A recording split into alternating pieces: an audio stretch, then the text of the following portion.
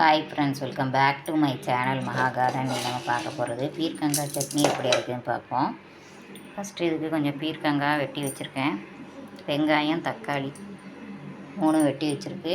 இதில் தேவையான வத்தல் போட்டுக்கணும். 3.5 வத்தல் கிட்ட போட்டிருக்கேன். அப்புறம் உளுந்தம்பருப்பு கொஞ்சம் போட்டுக்கணும். போட்டுட்டு இது ரெண்டையும் வதக்கி தனியாக எடுத்து வச்சுக்கணும். கொஞ்சம் கடைசியில் பெருங்காயத்தூளையும் போட்டு நம்ம வதக்கிக்கிடுவோம். இப்போ அடுப்பை ஆன் பண்ணிவிட்டு காமிக்கிறேன். ஃப்ரெண்ட்ஸ், இப்போ அடுப்பு பற்ற வச்சாச்சு. கொஞ்சம் குறைச்சி வச்சு நல்லா வறுத்துப்போம் எண்ணெயில். உளுந்தம்பருப்பு 2 டேபிள் ஸ்பூன் போட்டுக்கோங்க.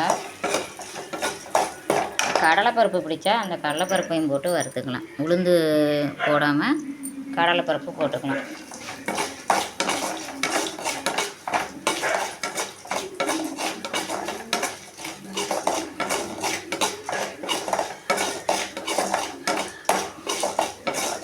நல்லா செவக்க வதக்கிக்கணும். நல்லா செவக்க வறுத்து எடுத்துப்போம்.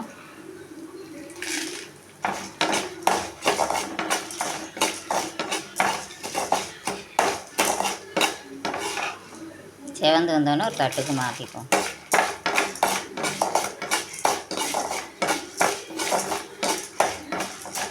வெறும் பீர்க்கங்காய், வெங்காயம், தக்காளி இல்லாமல் பீர்க்கங்காய் நிறைய இருந்தால் போட்டு அரைக்கலாம்.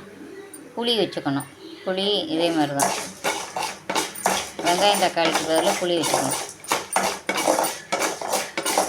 நல்லா பீர்க்கங்காய் நிறைய இருந்துச்சுன்னா தனியாகவே அரைக்கலாம். அதே மாதிரி தான் பிரண்டை சட்னியும். பிரண்டையை நல்லா சுத்தம் பண்ணி எடுத்து நல்லா இது பண்ணிக்கணும். ஃப்ரெண்ட்ஸ், இப்போ அதை நல்லா வறுத்து எடுத்தாச்சு. இந்த அளவுக்கு செவக்க வறுத்து எடுத்துப்போம். இப்போ இதை எண்ணெயில் ஒவ்வொன்றா அதே சட்டியில் போட்டுப்போம். ஃபஸ்ட்டு வெங்காயம்,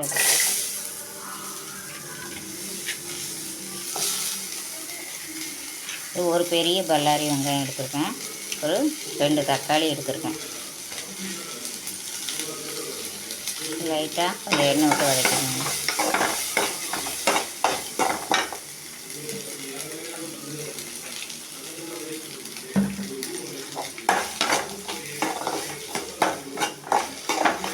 நல்லா வதக்கிட்டு லைட்டாக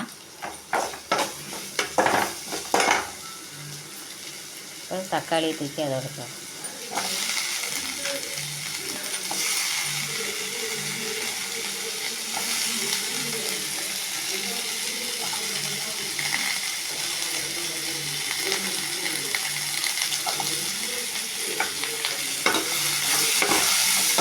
தக்காளியும் வெங்காயத்தையும் நல்லா வதக்கி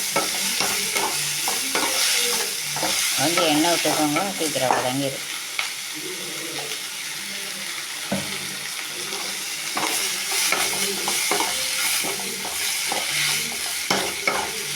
இது ஓரளவுக்கு நல்லா வதங்கி வரட்டும். ஓரளவுக்கு வதங்கிட்டு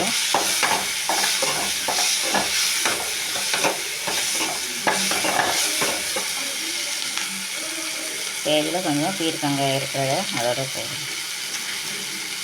பீர்க்கங்காயை அதோட சேர்த்து எல்லாத்தையும் சேர்த்து நல்லா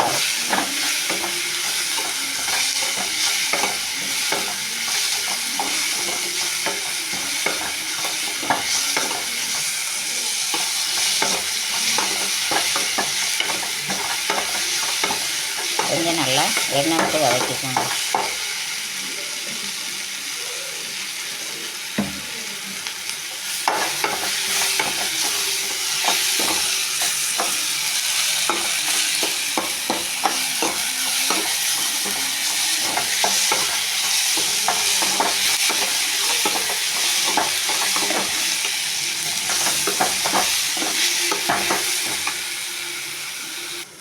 இந்த அளவுக்கு நல்லா வதக்கிட்டு கொஞ்சம் அடுப்பை சிம்மில் வச்சுப்போம். கொஞ்சம் பெருங்காயப்பொடி போட்டுப்போம்.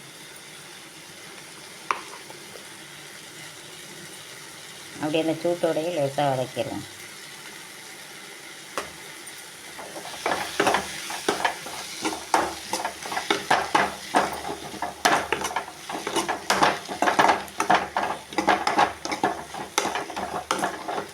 அடுப்பை ஆஃப் பண்ணு. நல்லா ஆறட்டும். ஆறினோன்னே அரைக்கும்.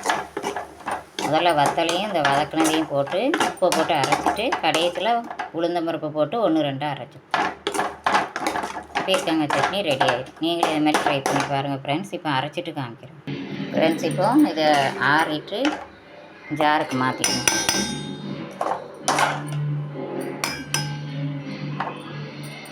இப்போ அந்த ஆறின தக்காளி வெங்காயத்தோட பீர்க்கங்காயோட வத்தல் சேர்த்துருக்கேன், வறுத்த வத்தல். தேவையான அளவு உப்பு போடும். உப்பு போட்டு பெருங்காயப்பொடி ஏற்கனவே போட்டு வதக்கிட்டோம். இப்போ அரைச்சிட்டு கடைசியில் இந்த உளுந்தம்பருப்பை சேர்த்துப்போம் ஃப்ரெண்ட்ஸ். இப்போ இதை அரைச்சாச்சு.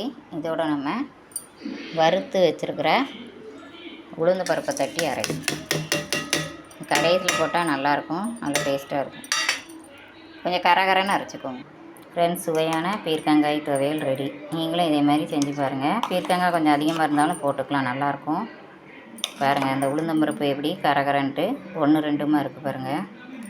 தெரியுதா? கரண்டியில் எடுக்கும்போது நல்லா டேஸ்ட்டாக இருக்கும். பல்லில் வந்து கடிப்படும், சாப்பிடும்போது நல்லாயிருக்கும். ஓகே ஃப்ரெண்ட்ஸ், நீங்களும் இதே மாதிரி ட்ரை பண்ணி பாருங்கள். இந்த வீடியோ பிடிச்சிருந்தால் லைக் பண்ணுங்கள், ஷேர் பண்ணுங்கள், கமெண்ட் பண்ணுங்கள். என்னோடய சேனலை மறக்காமல் சப்ஸ்கிரைப் பண்ணி பாருங்கள். Okay, thank you. Happy cooking.